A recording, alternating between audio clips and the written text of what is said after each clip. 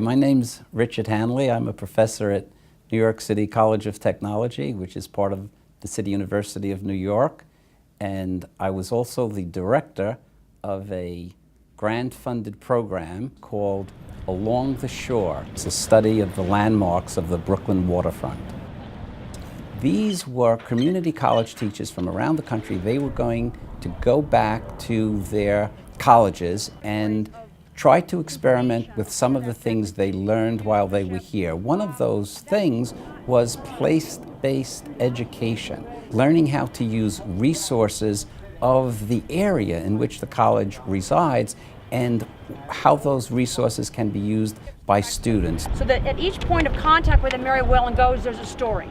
If we are going to talk about place-based education and make our students aware of what is around them, both in terms of history and buildings and uses and occupations that are used, this is a great example of all the things that place-based education offers for our students. I'm Shelley Smith. I'm chair of the Department of Architectural Technology here at CityTech, and I was the co-director of the NEH-funded program Along the Shore with Richard Hanley.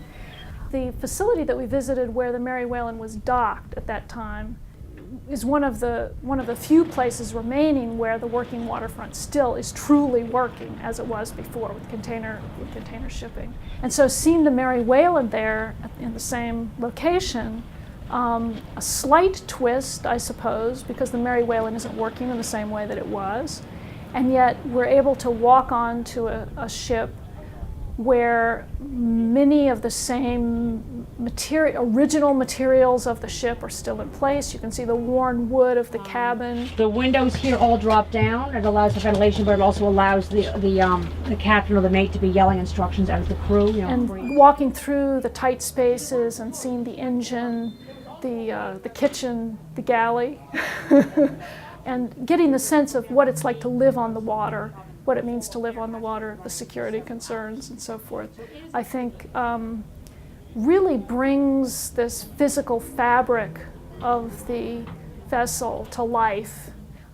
It creates an experience for students that's very real and authentic and stays with them. As we go by, coming out of here, if you look on the bulletin board on the right, that's a picture of my father-in-law in 1958 on the occasion of the christening of the Mary Whalen.